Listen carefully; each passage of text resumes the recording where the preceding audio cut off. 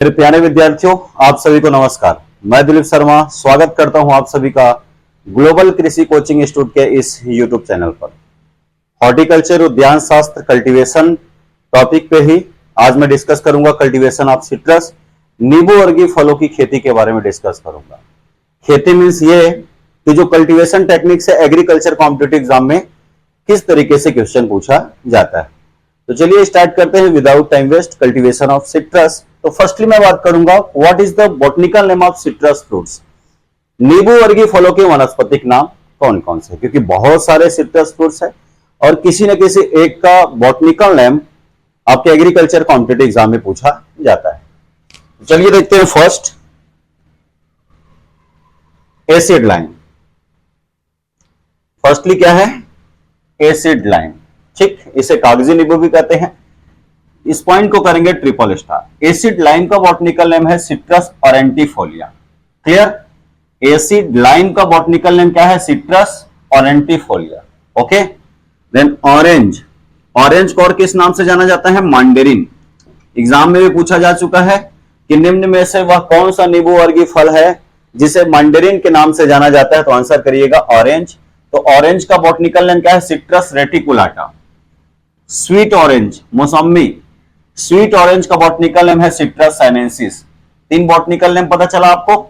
Acid lime का botanical name है citrus aurantifolia, orange का बॉटनिकल नेम है सिट्रस रेटिकुलाटा, स्वीट ऑरेंज का बॉटनिकल नेम है सिट्रस साइनेंसिस। एक होता है ग्रेप फ्रूट जिसे हम महानींबू कहते हैं, जिसका वनस्पतिक नाम होता है सिट्रस पैराडिसी। क्या होता है? सिट्रस पैराडिसी।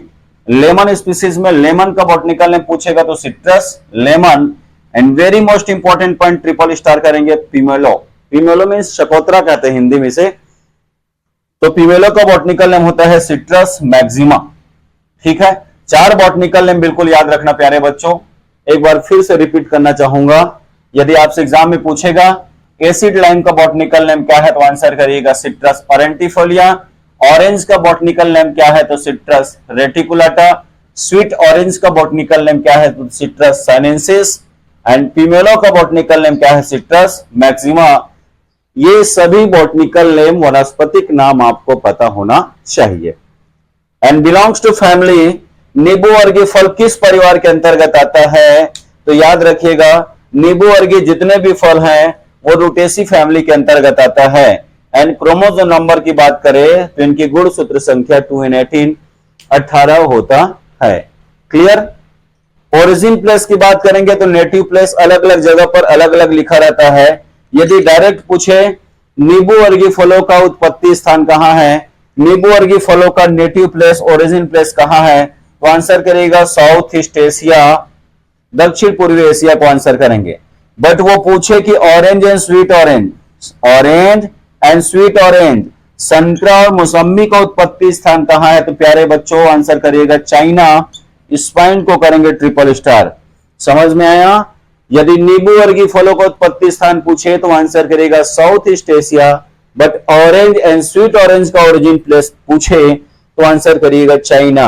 एंड ग्रेप फ्रूट, महानींबू का जो उत्पत्ति स्थान है वो है वेस्ट इंडीज। कहां है? West Indies.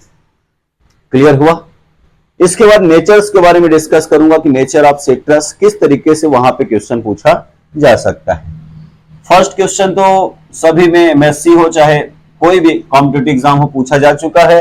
फ्रूट टाइप, नींबू वर्गीय फल का प्रकार क्या होता है? तो याद रखिएगा नींबू वर्गीय फलों में फल के प्रकार को हेस्पेरिडियम कहा जाता है। या फिर डायरेक्ट एग्जाम में क्वेश्चन पूछा जाता है हेस्पेरिडियम किसमें होता है या फिर हेस्पेरिडियम किसका फल का प्रकार है, तो आंसर करिएगा सिट्रस फ्रूट्स। एडिबल पार्ट की बात करेंगे, नींबू वर्गीय फलों में खाए जाने वाला भाग, तो एडिबल पार्ट जूसी हेयर्स है। कौन सा पार्ट को खाया जाता है? Juicy hairs. एंड रेस्पिरेशन की बात करेंगे सिंगल स्टार रेस्पिरेशन, तो इसमें नॉन क्लाइमेट्रिक होता है। ठीक है, अभी तक जितना भी फ्रूट मैंने पढ़ाया सब क्या था? क्लाइमेट्रिक। सिट्रस क्या है? नॉन क्लाइमेट्रिक फ्रूट है। It means during maturity decrease the respiration rate of fruits. जिन फलों में परिपक्वता के समय श्वसन दर कम हो जाता है उन फलों को नॉन क्लाइमेट्रिक फ्रूट कहा जाता है। तो उसी कैटेगरी में कौन आता है? सिट्रस। क्लियर। एंड पॉलिनेशन की बात करेंगे तो सिट्रस में क्रॉस पॉलिनेशन पर परागण पाया जाता है। परागणकर्ता की बात करेंगे तो आंसर करेगा इंसेक्ट, इसमें इंसेक्ट आइडेंटिफाई नहीं है, तो डायरेक्ट पॉलिनेशन जो होगा क्रॉस पॉलिनेशन, और परागणकर्ता की बात करेंगे इंसेक्ट। यहां पे हनी बी और किसी दूसरे इंसेक्ट को आंसर करने की जरूरत नहीं है। इनफ्लोरोसेंस की बात करेंगे, नींबू वर्गीय फलों का जो इनफ्लोरोसेंस है वो सेलेटरी टाइप का इनफ्लोरोसेंस पाया जाता है। एंड क्लाइमेटिक कंडीशन की बात करेंगे तो सब ट्रॉपिकल। अभी तक जितना भी वीडियो सेशन मैंने हॉर्टिकल्चर पे तैयार किया, तो हॉर्टिकल्चर के जितने भी फ्रूट कल्टीवेशन पे पढ़ाया, मैंगो, बनाना, पपाया, गुआवा, ये सभी ट्रॉपिकल फ्रूट्स है। बट सिट्रस किसके अंतर्गत आता है? ये सब ट्रॉपिकल फ्रूट्स के अंतर्गत आता है। ठीक है, तो ये रहा natures of citrus fruits. And next one very most important question कि भारत का वह कौन सा राज्य है जो नींबू वर्गीय फलों का सर्वाधिक उत्पादन करता है? Maximum citrus producing fruit of India, maximum citrus producing state of India, तो आंसर करिएगा Andhra Pradesh. Okay, and very most important point triple star करेंगे, it is a polyembryonic fruit. बहुत सारे एग्रीकल्चर कॉम्पिटिटिव एग्जाम में पूछा जा चुका है कि निम्न में से वह कौन सा फल है जो पॉलीएम्ब्रियोनी है।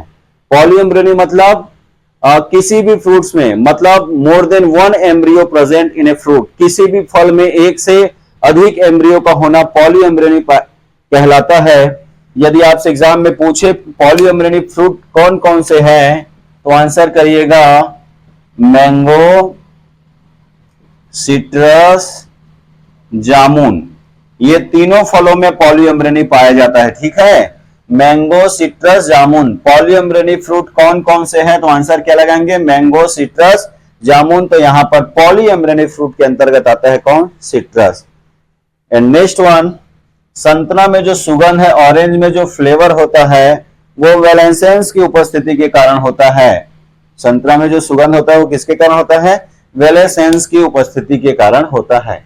यदि हम नींबू वर्गीय फलों में खट्टापन की बात करेंगे तो sour taste of citrus is due to presence of citric acid, citric अम्ल की उपस्थिति के कारण होता है।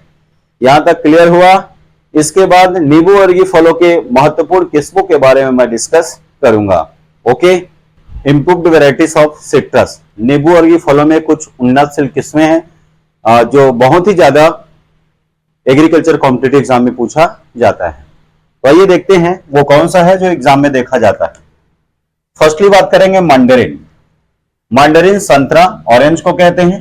फर्स्टली यही क्वेश्चन एग्जाम में दिखाई देता है कि मंडरिन के नाम से किस नींबू वर्गीय फल को जाना जाता है, तो संतरा, ऑरेंज को। इसका पॉपुलर जो वेराइटी है किनो, अभी REO rural agriculture extension officer में पूछा गया था किनो के बारे में। तो किनो is the most popular variety of which citrus fruit, तो आंसर करिएगा मंडरिन। यदि मंडरिन ने दिखाई देगा तो आंसर करिएगा संतरा, ऑरेंज। क्लियर। ये किसके क्रॉस से बना है, तो किंग एंड विलो लीफ, ये हाइब्रिड है। किंग और विलो लीफ के संकरण से बना है कौन? किनो। एंड किनो is the most popular variety of orange. Clear हुआ प्यारे बच्चों।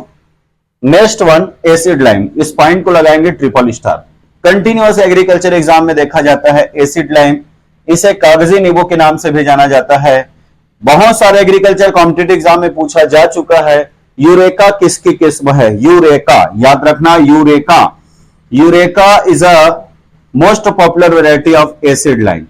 साई सरबती, साई सुगंधा बोलेंगे तो मैंगो का हो जाएगा, but Sai Sarbati is a most popular variety of acid lime. And very most important triple star कहेंगे चक्रधर। चक्रधर किसका किस्म है? तो चक्रधर नींबू वर्गीय फलों में ही एसिड लाइम का एक बहुत ही प्रसिद्ध किस्म है और इस एग्जाम में पूछा जाता है। It is a seedless variety. ये ट्रिप्लॉइड है, ये क्या है? ट्रिप्लॉइड है। एग्जाम में पूछा जाएगा कि नींबू वर्गीय फलों का जो बीज रहित किस्म है वो कौन सा है? Chakradhar. Chakradhar is a seedless variety of acid lime.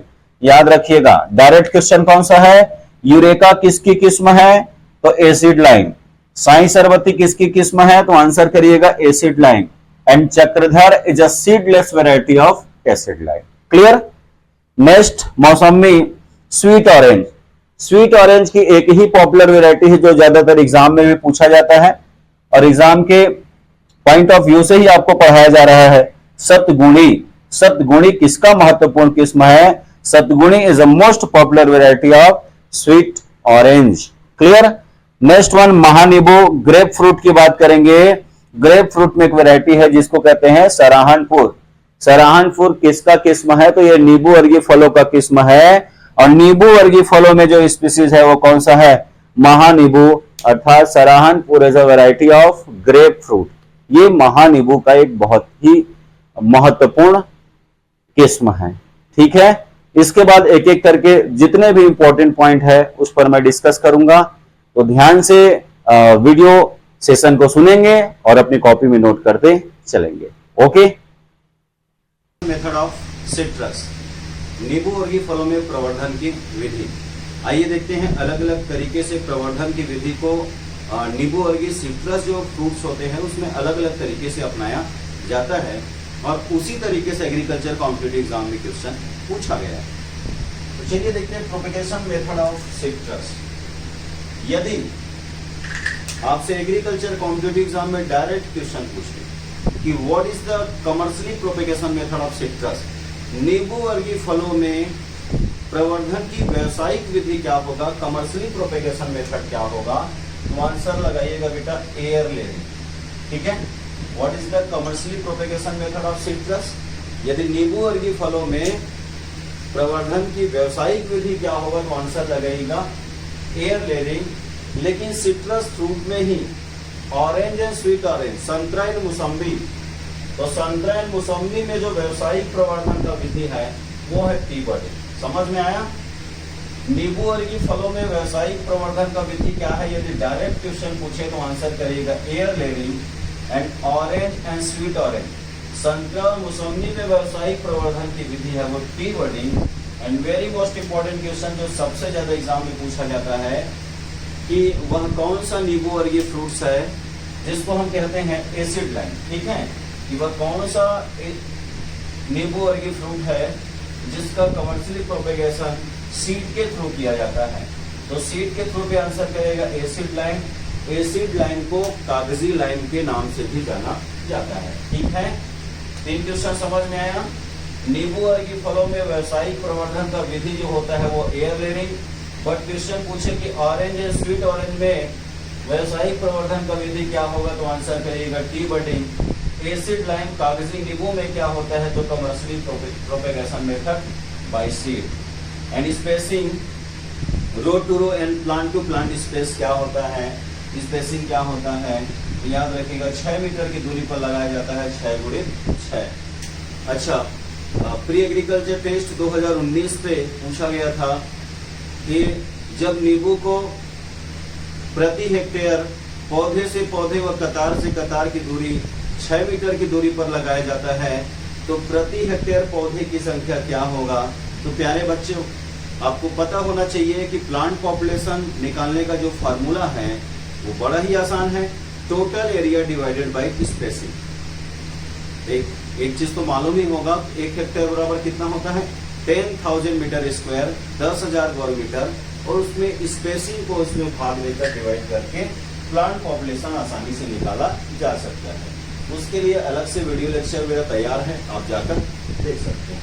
ठीक है, तो प्लांटिंग स्पेसिंग होता है 6 × 6, 6 मीटर की दूरी पर लगाया जाता है। टाइम ऑफ प्लांटिंग, नींबू वर्गीय फलों को लगाने का उपयुक्त समय क्या होगा, तो याद रखिएगा जुलाई से अगस्त को सबसे बेस्ट माना जाता है कि नींबू वर्गीय फलों का जो रोपण है, पौध लगाने का जो समय है वो जुलाई से अगस्त रेनी सीजन पर लगाना चाहिए।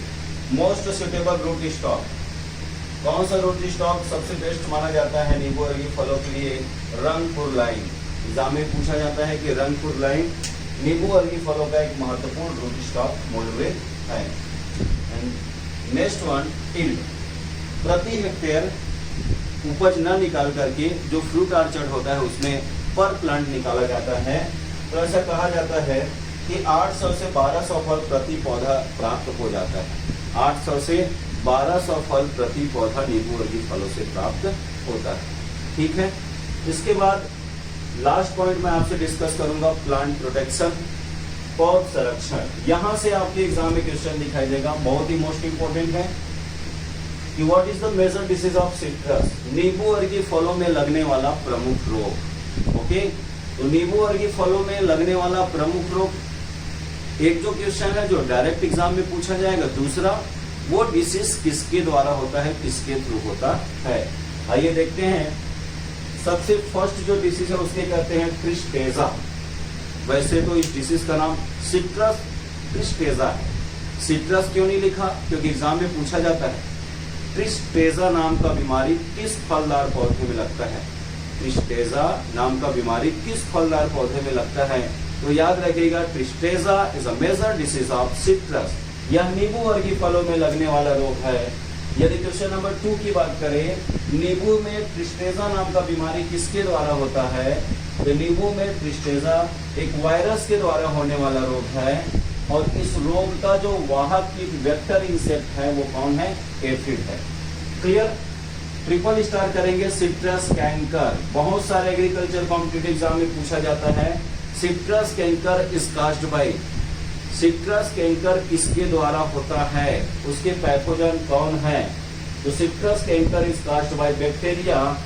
सिट्रस नींबू में सिट्रस कैंकर नाम का बीमारी जीवाणु बैक्टीरिया के द्वारा होता है। यदि उसके पैथोजन की बात करेंगे तो जेंथोमोनास सिट्री। क्या नाम है उसके पैथोजन का, xanthomonas citri. Next one citrus greening. तीनों बहुत ही पॉपुलर है। ट्रिस्टेजा नाम का बीमारी किसमें लगता है, सिट्रस में। कैंकर किसका मेजर डिसीज है, सिट्रस का। ग्रीनिंग, सिट्रस ग्रीनिंग किसके द्वारा होता है, ये होता है ना ये बैक्टीरिया है, न ये वायरस है, न ये फंगस है, किसके द्वारा होता है, माइकोप्लाज्मा। बहुत ही मोस्ट इंपॉर्टेंट क्वेश्चन।